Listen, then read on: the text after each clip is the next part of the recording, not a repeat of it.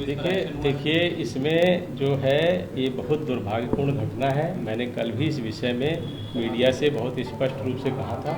हमारे जो पैतृक गांव में है उसमें लगभग 40 साल से इस तरह का ये कार्यक्रम हो रहा है और ये जो तिथि है इन्हीं तिथियों में ये कार्यक्रम होता है। लोगों को जानकारी है और पूरे हमारे क्षेत्र के हजारों लोग इस कार्यक्रम में प्रतिवर्ष शामिल होते हैं। उसी कार्यक्रम के सिलसिले में मैं भी अपने गांव जा रहा था और हमारे साथ में उस कार्यक्रम के मुख्य अतिथि हम आदरणीय उप मुख्यमंत्री केशव प्रसाद जी भी जा रहे थे। लेकिन इसी दौरान यहाँ के जो किसानों के नाम पर आंदोलन कुछ लोग कर रहे हैं, उन लोगों ने वहाँ पर धरना प्रदर्शन करने की एक योजना बनाई और जब हमारे कार्यकर्ता हमारे लोगों को रिसीव करने के लिए जा रहे थे उप मुख्यमंत्री जी को, उसी दौरान उन किसानों के बीच में छुपे हुए कुछ उपद्रवी तत्वों ने इस तरह से पत्थरबाजी की जिसके कारण वहाँ पर वो गाड़ियाँ रुक गईं और गाड़ियों से फिर निकाल करके कार्यकर्ताओं को हमारे लाठी डंडों और तलवारों से पीट करके उनकी हत्या की गई। गाड़ियों को सड़क से खाई में धकेल करके वहाँ पर उसको जलाया गया और भी दूसरी गाड़ियाँ जलाई गई, दूसरी गाड़ी में तोड़फोड़ हुई।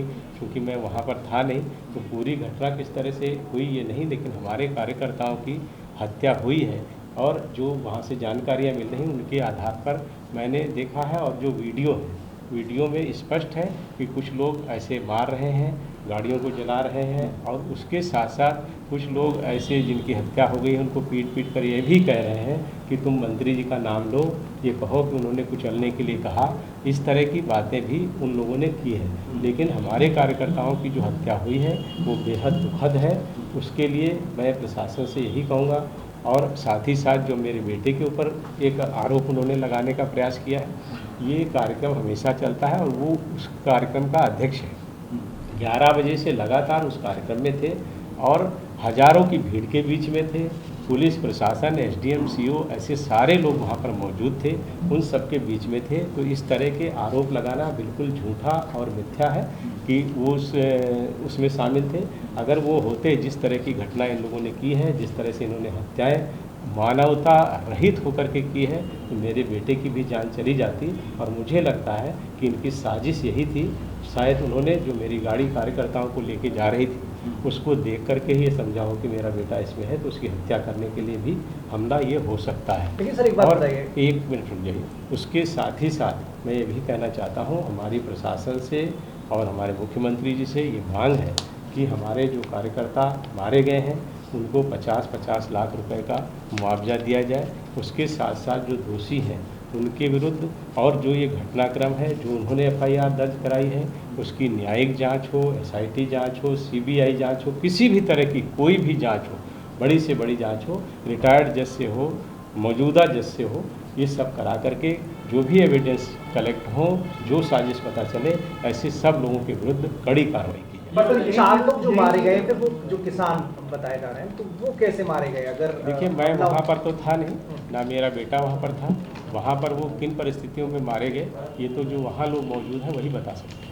राकेश टिकैत का कहना है कि केंद्रीय मंत्री और उनके बेटे के खिलाफ एफआईआर की बात प्रशासन ने उन्हें बताई है, लेकिन जब तक कॉपी नहीं आती, जब तक उन्हें एफआईआर की कॉपी नहीं दी जाती, तब तक वो ये देखिए ये उनका विषय है। राकेश टिकैत लगातार इस देश में अस्थिरता फैलाने का काम कर रहे हैं और ये उनका प्रयास लगभग 1 साल से जारी है और इसी हर घटना पर वो राजनीति करते हैं, जबकि सबसे पहले एफआईआर उन्हीं पर दर्ज होना चाहिए जिस तरह की घटनाएं उन्होंने की हैं। सुप्रीम कोर्ट ने भी उसको संज्ञान में लिया है और अभी 3-4 दिन पहले ही जिस तरह से सुप्रीम कोर्ट की टिप्पणी आई है उससे भी उनको समझना चाहिए। और जिस तरह से लोग देखे गए हैं, समाजवादी पार्टी के जिला अध्यक्ष जो रुद्रपुर से आकर के इस कार्यकर्ता सम्मेलन को भड़का रहे थे, जो लोग मारे गए ऐसी मुझे सूचना मिली है, मैं सुनी हुई बात ही बता रहा हूँ कि नानपारा बहराइच के रहने वाले थे। इसी तरह से पूरनपुर, पीलीभीत, इस तरह की जो साजिश करके लोग आ रहे हैं। राकेश टिकैत जी को भी देखना होगा कि किसान आंदोलन में अराजक तत्व अगर आ रहे हैं तो उसका रोकने की भी जिम्मेदारी उनकी है और उसके कारण अगर कोई घटना होती है तो राकेश टिकैत पर एफआईआर। मेरा सवाल ये सर कि आप जिस दौरान कॉन्वॉय से गुजर रहे थे, क्या इस हिंसक झड़प के पहले आपके कॉन्वॉय पर पत्थरबाजी हुई? कोई पत्थर नहीं, हमारा रूट डाइवर्ट कर दिया गया था और हम थोड़ा उससे पहले से हम लोगों को दूसरे रास्ते से घुमा दिया। क्या प्रशासन ने दौरान कोई विरोध नहीं दर्ज हुआ था? नहीं, हमारे जहाँ पर वो विरोध के लिए इकट्ठा हुए थे उस रास्ते की बजाय दूसरे रास्ते से हमको प्रशासन लेकर के कार्यक्रम स्थल पर जा रहा है। क्या प्रशासन को अंदेशा था कि इस तरह की कोई घटना घट सकती है अब जिसके ये चलते आपका देखिए, रूट डाइवर्ट किया गया इसका था? उचित जवाब जो यहाँ के प्रशासन के लोग हैं वो दे पाएंगे। मैं तो परसों रात में ही दिल्ली से आया हूँ, तो यहाँ की जो सारी जानकारी है वो यहाँ के प्रशासन से आप पूछें। ये जानकारी मिली कि प्रशासन ने इस कार्यक्रम को निरस्त करने की सलाह दी थी। अब अगर निरस्त करने की सलाह दी हुई होती तो निरस्त हो ही जाता। ये तो कार्यक्रम कुछ ऐसा नहीं था, ये हमेशा से होता था और ये प्रतिवर्ष होता है और हजारों लोग शामिल थे और कार्यक्रम हुआ।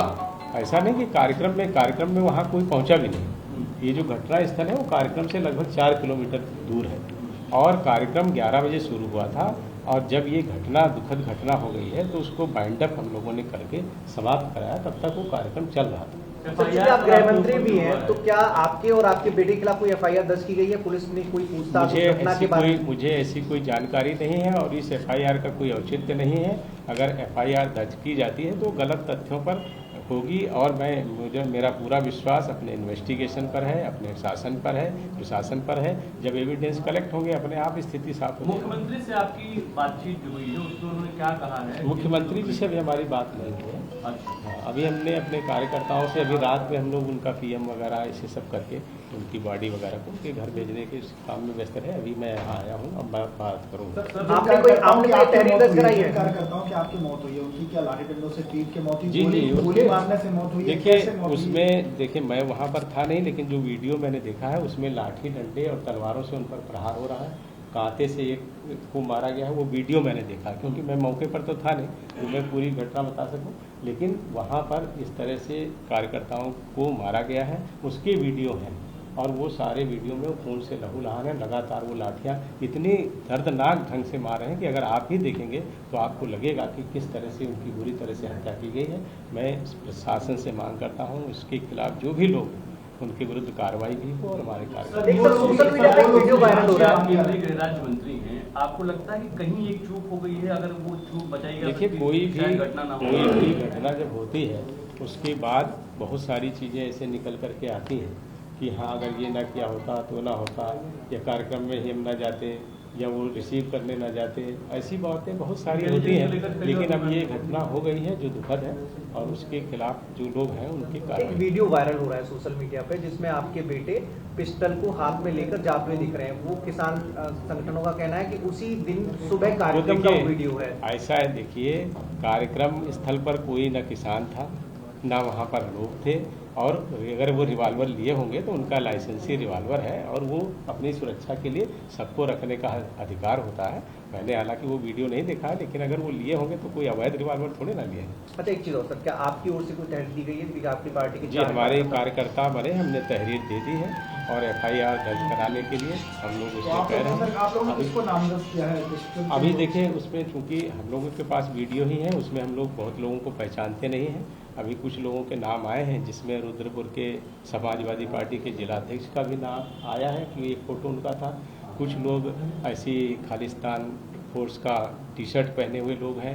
ऐसे सब फोटोएं वगैरह वायरल हो रही हैं, उसमें से अब लोगों को चिन्हित किया जाएगा। मैं किसी को जानता तो हूँ। रुद्रपुर से सर आपने कहा समाजवादी पार्टी के जिला अध्यक्ष की फोटो सामने आई है। हाँ। ये क्या उस प्रदर्शन में शामिल? ये मुझे सुनने को मिला है। अच्छा। मैंने तो देखो मैं वहाँ नहीं था ना, मैं वहाँ था ना मेरा बेटा था, तो इसलिए मुझे ये सब एकदम जानकारी नहीं। लेकिन जो मैं फोटो में देख रहा हूँ या लोग जो मुझे बता रहे हैं उसके आधार पर मैं आपको सूचनाएं दे रहा हूँ। तो गृह मंत्रालय से कोई फीडबैक लिया गया हो, इस मामले का कोई इनपुट लिया गया हो? नहीं, गृह मंत्रालय अब यहाँ पे प्रदेश शासन को करना है। प्रदेश सरकार अपने स्तर से सब चीज़ें कर रही है, कार्रवाई हो रही है, जांच हो रही है और एसपी लॉ एंड ऑर्डर ऐसे सारे लोग आ गए हैं, आईजी आए थे, कमिश्नर आए थे, तो सब कार्रवाई हो रही है। आपसे आपके बेटे से कोई पूछताछ अभी तक नहीं हुई है? नहीं, हमसे क्यों होगी जब हम मौके पर ही नहीं थे, तो हमसे क्यों पूछताछ होगी? और देखिए इसमें लगातार राजनीति ही है, राजनीति ही हो रही है। और जिस तरह से हम अपना यहाँ पर किसानों के जो हमने जैसे जो वीडियो की बात कर रहे थे वो किसान सम्मेलन का ही वीडियो है। उसके बाद संपूर्ण नगर में भी हमने किसान गोष्ठी की, जो इस तरह से किसानों के कार्यक्रम हो रहे थे। क्योंकि मैं ये जानता हूँ कि केवल जो राकेश टिकैत के साथ आंदोलन कर रहे हैं वही किसान नहीं है, हम भी किसान हैं और 99% किसान कृषि कानूनों के पक्ष में, वो 1% से भी कम का प्रतिनिधित्व कर रहे हैं, लेकिन अराजकता फैला रहे हैं। तो मैं ये गोष्ठियाँ कर रहा था, तो उससे भी उनको हो सकता है कि ऐसे चिढ़ लग रही हो कि उनका आंदोलन कमज़ोर हो रहा है और उन्होंने इस तरह की घटना करके फंसाने का प्रयास किया। अखिलेश यादव, प्रियंका गांधी और छत्तीसगढ़ के मुख्यमंत्री भूपेश बघेल, पंजाब के पीएम और दूसरे भी राजनीतिक दल के लोग लगातार यूपी आना चाहते हैं। सरकार ने हालांकि चूंकि अराजकता ना करे इसलिए उनको रोका हुआ है। आपको लगता है कि संवेदनशील मसला है और इसको लेकर? देखिए, बिल्कुल संवेदनशील मसला है, लेकिन जो लोग संवेदनशील नहीं हैं, जिनके लिए राजनीति ही सब कुछ है, कुर्सी पर पहुंचना ही उनका लक्ष्य रहता है, ऐसे सब लोग ऐसी दुर्भाग्यपूर्ण घटनाओं पर राजनीति करते हैं। लेकिन हमारी संवेदना है हमारे कार्यकर्ताओं के साथ, और जो किसानों के या जो समूह में शामिल थे उन लोगों की भी मृत्यु हुई है, उनके प्रति भी हमारी संवेदना है। हम संवेदना और सहानुभूति से उनके परिवारों के साथ खड़े हैं। साथ ही साथ हमारा यह भी प्रयास होगा कि ऐसे सब लोगों को सरकार ठीक तरह से उनका मुआवजा मिले, उनके परिवार की जो भी हम मदद कर सकें उनको हम करेंगे। सर, एक आखिरी सवाल, जिस तरह से किसान संघ रहा है कि आपके बेटे की गिरफ्तारी हो और आपको इस्तीफा और अगर देखिए, इस देश में लोकतंत्र है, कानून का राज है, किसी के कहने से अभी हम कह दें कि हम भाई फला आदमी की गिरफ्तारी करो, ऐसे तो नहीं हो सकती। जब सारे लोग जानते हैं, जो लोग FIR करा रहे हैं उनको भी पता है कि ना हमारे बेटे वहाँ पर थे ना हम थे, ये सारे लोगों को पता है। कार्यक्रम स्थल और घटना स्थल में 3-4 किलोमीटर की दूरी थी, और जिस तरह से उन्होंने लोगों को पीट कर मारा है, अगर हमारे बेटे होते तो वो भी जीवित नहीं बचे होते। ये सारी जो घटनाएं हैं वो अपने आप में स्पष्ट करती हैं कि ना मैं वहाँ पर था, ना मेरा बेटा था। कार्यक्रम स्थल 3 से 4 किलोमीटर दूर था। कार्यक्रम पूरी तरह से 11 बजे से चल रहा था। वहाँ पर कोई किसान नहीं गया, ना वहाँ पर कोई प्रदर्शन हुआ। शांतिपूर्ण ढंग से हजारों लोगों के बीच में वो कार्यक्रम हुआ, जिसमें हमारे बेटे की लगातार मौजूदगी वहाँ पर रही है, जिसका गवाह पुलिस और प्रशासन, मीडिया के लोग भी हैं।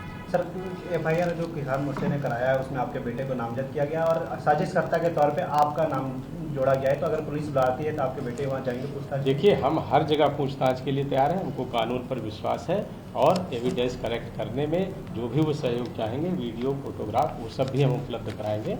और पूरी तरह से ये साफ है कि ना हम थे, ना हमारा बेटा था, ना हमारी कोई साजिश है। साजिश अगर किसी की थी तो उन लोगों की थी जो इस देश में अस्थिरता फैलाना चाहते हैं, जिन्होंने हमला किया है और हमारे कार्यकर्ताओं की हत्या।